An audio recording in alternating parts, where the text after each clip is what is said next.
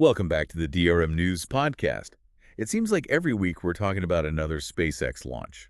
It does seem that way, doesn't it? This time it's more Starlink satellites Right. joining their mega constellation. Oh, Seriously, it feels like they're launching these things every other day. they're certainly keeping busy, that's for sure. I know. But this launch is particularly noteworthy, right? Absolutely. Because 23 new Starlink V2 Minis are now making their way to join the nearly 7,000 already in orbit. oh, wow. Okay. Yeah, it's a mind-boggling number of satellites. Thousands of satellites. Yeah. And as usual, SpaceX delivered a little bit of show Oh, for sure. for folks on the ground. Apparently, residents in Bakersfield had quite the view. What did they see? So imagine this, you're looking up and you see a bright reddish streak just blazing across the night sky. That's what happened on Monday night when the Falcon 9 rocket lifted off from Vandenberg Space Force Base. Oh, wow. Yeah, and moments later, the rocket stages separated, creating a second whitish glow, all visible against the backdrop of the California night. Oh, that's beautiful. Yeah, it's pretty spectacular. Okay, let's rewind a bit and get into the nuts and bolts of this mission. What makes these V2 minis different? I mean, is this just about adding more satellites, or is there something new going on here? That's a great question. While we don't have all the technical details yet, these V2 minis are a newer, more compact design. Okay. SpaceX is keeping some of the specifics under wraps, but it's likely that these smaller satellites offer improved capabilities, maybe even increased bandwidth or coverage. So each launch isn't just about adding to the numbers, Right. but also about evolving the technology. Exactly. It seems like they're constantly iterating and improving. Yeah, it's a strategy that has allowed SpaceX to rapidly build out Starlink while simultaneously advancing the technology. Okay. And this latest launch is a prime example of that approach. It's really remarkable. But with thousands of satellites already in orbit, the question becomes, what are the broader implications of a network this massive? That's the million-dollar question. On one hand, the potential of global internet access reaching even the most remote communities is incredibly exciting. Yeah. Think about the possibilities for education, communication, and economic development. I agree that's a compelling vision. Yeah. But I can't help but think about the potential downsides. Right. After all, cramming thousands of satellites into space can't be without its drawbacks. You're absolutely right to raise that point. There are legitimate concerns that need to be addressed. For sure. And one of the biggest is the potential impact on astronomy. Oh, yeah. These bright satellites can interfere with observations, creating streaks of light in astronomical images and potentially hindering our understanding of the universe. Yeah, I've seen those streaks in photos, Right. and it's a shame. This isn't just about a few ruined pictures, is it? No, it's a significant concern for the scientific community. If not properly addressed, this could significantly impact ground-based astronomical research. And then there's the issue of space debris. Yes. I mean, adding more objects to an already crowded space increases the risk of collisions. Absolutely. Space debris is a growing problem, and launching thousands of satellites undoubtedly contributes to it. SpaceX has claimed they've designed the Starlink satellites to deorbit safely at the end of their lifespan. Okay. But the sheer number of them does make this a critical issue to monitor. Right. We're talking about potential chain reactions, collisions, creating more debris, and ultimately a scenario where space becomes too dangerous for future missions. So it seems this drive towards global connectivity Yeah, also comes with a hefty dose of responsibility it does. and some potentially serious consequences. Exactly. As with any transformative technology, there are trade-offs. Understanding those trade-offs and mitigating the risks is going to be crucial as we enter this new era of space utilization. And it's not just about technological solutions. We need international collaboration and thoughtful regulation to ensure the long-term sustainability of space. Okay, now speaking of the technology, there was one detail about this launch that really jumped out at me. Oh, yeah. The Falcon 9's first stage booster, the one that landed back on the drone ship, Yeah. this was its 23rd flight. It's remarkable, isn't it? That particular booster has flown multiple missions for various customers, including the National Reconnaissance Office and even NASA. It's a testament to SpaceX's focus on reusability, which is a key factor in making spaceflight more affordable and accessible. It's like having a reliable workhorse. You just keep going back for more. Right? And it landed on that SpaceX drone ship. Yeah. The one with the unforgettable name. What was it again? Of course, I still love you. That's it. SpaceX certainly has a flair for naming their hardware. They do. And get this, that landing marked the 120th successful booster landing on that specific drone ship. Wow. I can only imagine the wear and tear on that thing after all those landings. Saltwater rocket exhaust. Yeah. Crazy. Yet it keeps going strong. It does. A testament to the engineering ingenuity at SpaceX. That commitment to reusability is what allows them to launch so frequently and drive down the cost of accessing space. All right, so we've covered the launch, the ever-growing Starlink constellation, and some of the potential impacts, good and bad. Yeah. But we haven't talked much about that incredible view people in Bakersfield got. Ah, yes. Imagine being there witnessing this spectacle firsthand. It must have been truly awe-inspiring to see that rocket ascend into the night sky, leaving his fiery trail behind. A reminder of humanity's incredible achievements and the vastness of space waiting to be explored. I bet it was a powerful sight. Yeah. It makes you think about our place in the universe and the possibilities that lie ahead. It does indeed, and SpaceX is certainly pushing the boundaries of what's possible, driving us further into this new era of space exploration. But as we celebrate these advancements, we must also grapple with the complex questions they raise. So where do we go from here? What should our listeners as informed citizens be thinking about in light of this latest launch? Well, this rapid expansion of space activity highlights a critical reality. We're entering a new phase of human interaction with space. Okay. And the rules are still being written. We need to ask ourselves, how do we ensure that this new frontier is explored responsibly and ethically? How do we balance the potential benefits of space exploration with the need to protect our planet and the space environment? That's a lot to consider. It's almost like a new chapter in human history is unfolding, but we're still figuring out the plot. That's a great analogy. And just like with any new chapter, there will be challenges and opportunities, triumphs and setbacks. The key is to approach this new era with both excitement and a sense of responsibility. Okay, so we've covered the technological marvels, the potential benefits, and the looming risks. But let's get back to something a bit more down to earth, literally. Okay. Remember how this Falcon 9 booster was making its 23rd flight? Yes, an impressive feat of engineering and a cornerstone of SpaceX's strategy. It made me wonder about the environmental impact of all these launches. Sure, reusable rockets reduce waste. Right. But what about the fuel and emissions from each launch? And what happens to all those satellites at the end of their life? Yeah. Are they just going to become space junk? Those are crucial questions, and honestly ones that are often overshadowed by the excitement of new launches and ambitious missions. It's easy to get caught up in the wow factor and overlook the potential consequences. Right, we tend to focus on the shiny new spacecraft and forget about the environmental cost. Exactly. So for our listeners, I think that's a great starting point for further exploration. What is the true environmental cost of space exploration, and how can we ensure that it's conducted in a sustainable way? What are the long-term implications of launching thousands of satellites? These are complex issues, but they're conversations we need to be having now. It's a reminder that even as we celebrate these incredible technological achievements, Right. we have a responsibility to consider their impact on the environment, both here on Earth and in space. Absolutely. It's about finding a balance between exploration and preservation, pushing the boundaries of what's possible while safeguarding our planet and the space environment for future generations. That's a great perspective. Exploration and preservation, two sides of the same coin. Now, I can't help but think about the financial side of all this. SpaceX is a private company after all, and they're in business to make money. How does that factor into their decision-making when it comes to environmental concerns? That's a key question. It's important to acknowledge that private companies like SpaceX operate within a capitalist system driven by profit. So while they may be committed to sustainability, they also have to balance those goals with their financial objectives. So is it a constant tug of war between doing what's right for the environment and what's right for the bottom line? It can seem that way, but I believe there's a growing recognition that sustainability and profitability can go hand in hand. Companies are realizing that investing in sustainable practices can actually enhance their long-term financial prospects. How so? Well, for one thing, consumers are becoming increasingly environmentally conscious Okay. and are more likely to support companies that align with their values. Right. Also, investing in sustainable technologies can lead to greater efficiency and cost savings down the line. So it's not just about altruism. It's good business sense. Exactly. And I think we're seeing that shift happening in the space industry as well. Companies like SpaceX are recognizing that being environmentally responsible is not only the right thing to do, but can also be good for business. That's encouraging to hear.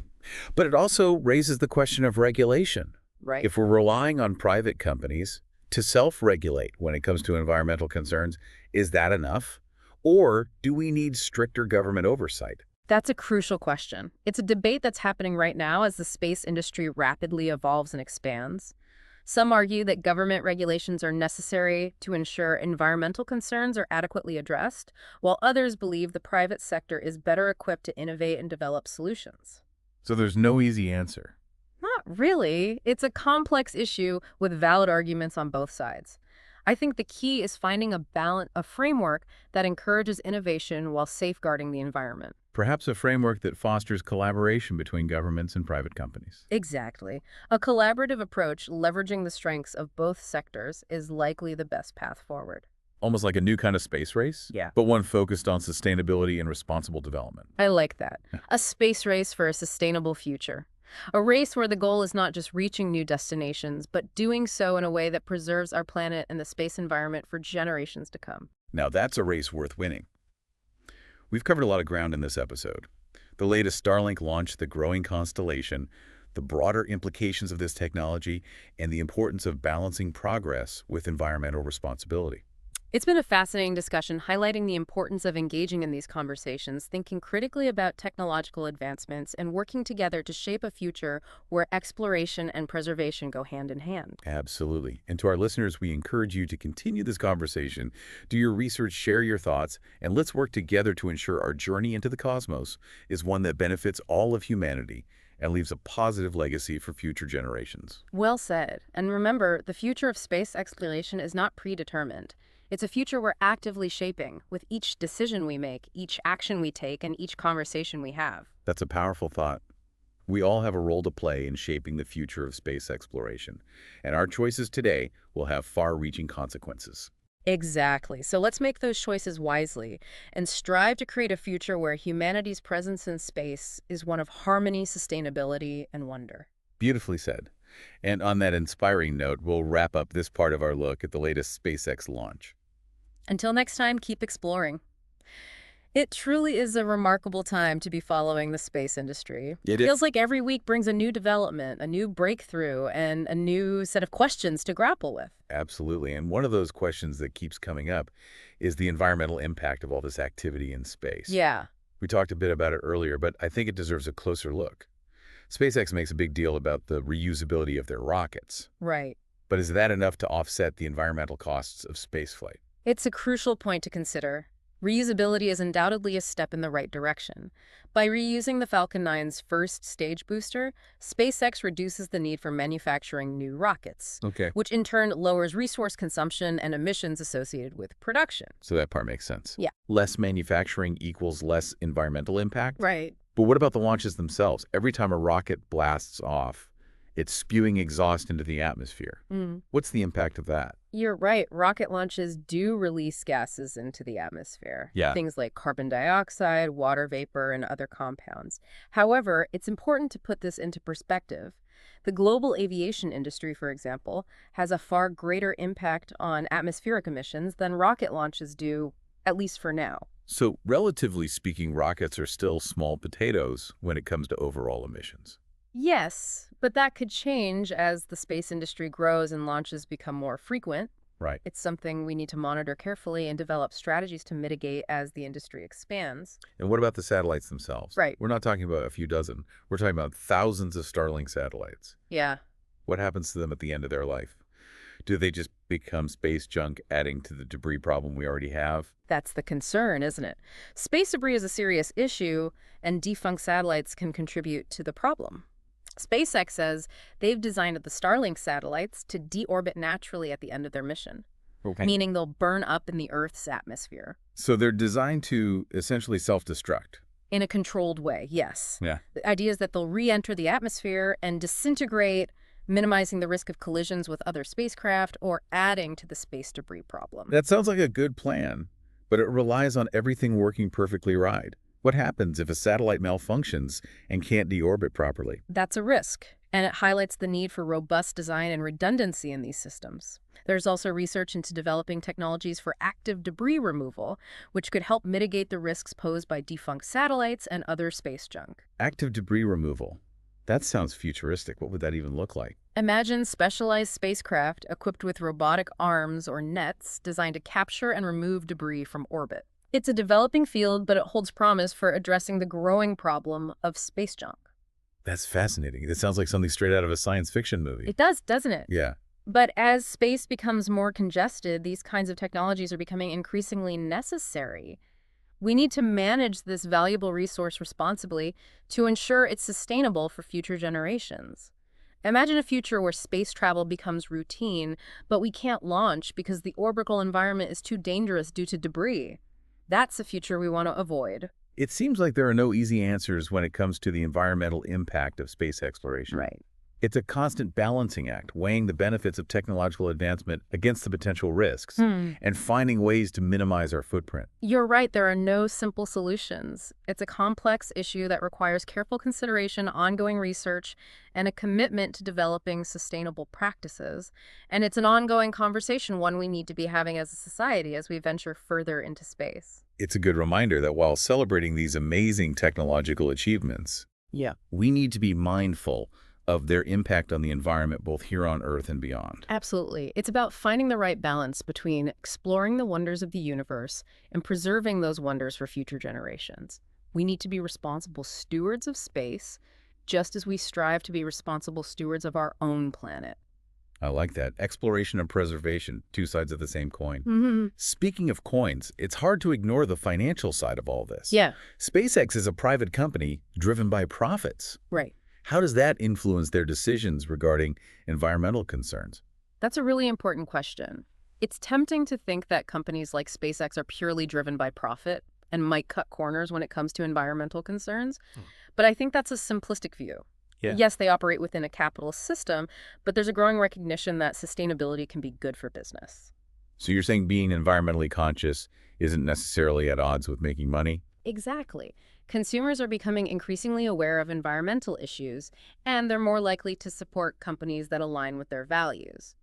Plus, investing in sustainable technologies can lead to greater efficiency and cost savings over the long term. So it's not just about altruism, it's smart business. Precisely.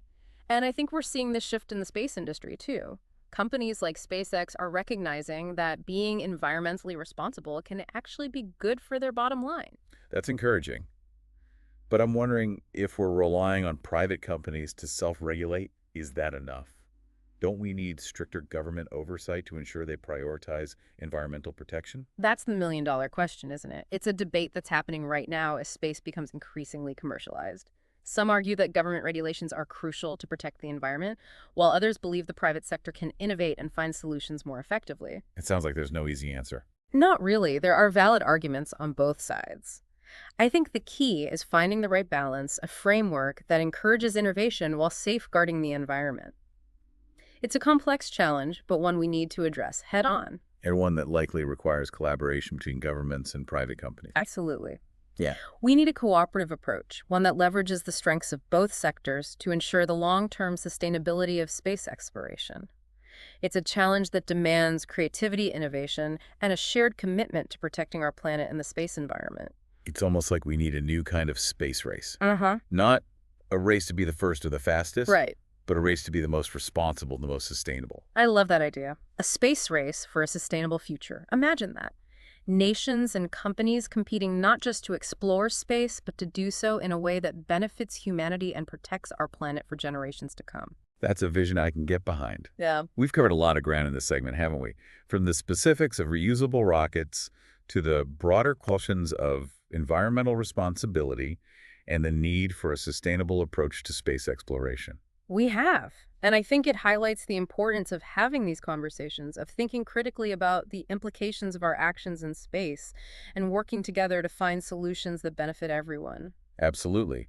So to our listeners out there, we encourage you to continue thinking about these issues, doing your own research, and engaging in discussions about how we can ensure a sustainable future for space exploration. That's right. The future of space exploration isn't predetermined. It's a future we're shaping with each decision we make and each action we take. We need to be mindful of the choices we make today to ensure a positive and sustainable legacy for future generations. Well said. And with that in mind, let's shift our focus to something a little closer to home. Okay. We've talked about the environmental impact of launching rockets and satellites, Mm, but there's another aspect of space exploration that has the potential to directly impact our lives here on Earth. yeah, The rise of satellite constellations like Starlink. you're right. While the idea of global internet access is exciting, it's important to consider the potential consequences of having thousands of satellites constantly beaming data down to Earth. It's a topic that raises questions about privacy, security, and even the potential for unintended consequences we haven't even considered yet. Those are important points, and I think they lead us nicely into our next segment, where we'll delve deeper into the societal implications of the Starlink project and explore some of the ethical and regulatory challenges that lie ahead. Stay tuned. It's incredible to think about just how much our understanding of and interaction with space has evolved even in just the last decade. I know, right? It feels like just yesterday we were celebrating the first private company reaching orbit. Yeah. And now we're talking about mega constellations, lunar bases, and Mars colonization. It's a true paradigm shift. It is. And with this rapid acceleration comes a wave of new questions about the future of humanity's relationship with space. Yeah, Who will have access to space? What are the ethical considerations? And perhaps most importantly, how will all of this impact life here on Earth? those are the big questions that we need to be asking ourselves now. Yeah. It's no longer just about the technology itself, All right. but about the broader societal, ethical, and even philosophical implications of expanding our presence in the cosmos. Exactly. We're at a pivotal moment where science fiction is rapidly becoming reality. I know, it's crazy. And we need to ensure that we're prepared for the consequences, both intended and unintended. It's fascinating to think about how this conversation started with a single SpaceX launch, and now we're contemplating the future of humanity among the stars. That's the beauty of exploring these topics, isn't it? Yeah. It highlights the interconnectedness of everything. What happens in space doesn't stay confined to the vacuum. Right. It has ripple effects that touch every aspect of our lives here on Earth. Speaking of those ripple effects, I wanted to revisit something we touched on earlier, Oh, yeah. the potential impact of Starlink on astronomy. Right. We talked about the interference with ground-based observations, Yeah. but what about space-based telescopes? Are they immune to this problem? Unfortunately not. Even powerful instruments like Hubble and the James Webb Space Telescope can be affected by bright satellites passing through their field of view. Imagine trying to capture a distant galaxy Yeah. and having a streak of reflected sunlight from a satellite ruin your image. Oh, no. It's a real concern for astronomers. So this isn't just a problem for scientists on Earth, it's impacting observations from space as well. That's frustrating. It is, but the good news is that the astronomical community is actively working with satellite operators to find solutions. What are some of the ideas being explored? Well, there are a number of approaches being considered. One idea is to make the satellites themselves less reflective, perhaps, by using darker coatings or adjusting their orientation to minimize reflected sunlight. Another approach is to develop software that can help astronomers identify and remove satellite trails from their images. So it sounds like a combination of technological solutions and collaboration between different stakeholders is needed. Exactly. It's a complex problem that requires a multifaceted approach. And it really highlights the importance of considering the unintended consequences of technological advancements and working together to mitigate those consequences. It's also a reminder that space is a shared resource, Yes. and we need to find ways to coexist peacefully and responsibly. Right. The night sky belongs to all of humanity, It does. not just those with the resources to launch satellites. Well said. And that sentiment raises an even larger ethical question that we need to consider as we move forward with space exploration. Who has the right to use space and for what purposes? That's a profound question, It is. and one that doesn't have an easy answer. But it's a question we need to start asking ourselves now, Absolutely. before we inadvertently create problems that are difficult or impossible to reverse. I agree. We need to be proactive, not reactive. Mhm. We need to engage in these discussions while the space industry is still relatively young and work together to establish guidelines and principles that ensure space exploration benefits all of humanity, not just a select few. It's almost like we need a new set of rules of the road for space, Mm-hmm. a framework that helps us navigate this new frontier responsibly. Exactly. A set of international agreements and ethical guidelines that can help us address these emerging challenges and ensure space remains a peaceful and sustainable environment for generations to come. We need a space ethic to guide our actions and decisions as we venture further into the cosmos. Precisely. And that ethic needs to encompass not just technological innovation, but also environmental stewardship, social responsibility, and a deep respect for the shared heritage of humanity. Well said. It seems like we've reached the end of our look at this week's SpaceX launch and the broader implications of this new era of space exploration. It's been a fascinating journey, and I think it's clear that we're just at the beginning of an incredible chapter in human history. A chapter filled with both promise and peril. It's a future that demands our attention, our ingenuity, and most importantly, our responsibility. To all our listeners out there, we encourage you to stay informed, stay engaged, and stay curious. The future of space exploration is being written right now, and each of us has a role to play in shaping that future. Thank you for joining us on this episode of the DRM News Podcast. We'll be back next week with another look into the world of science, technology, and the future. Until then, keep exploring.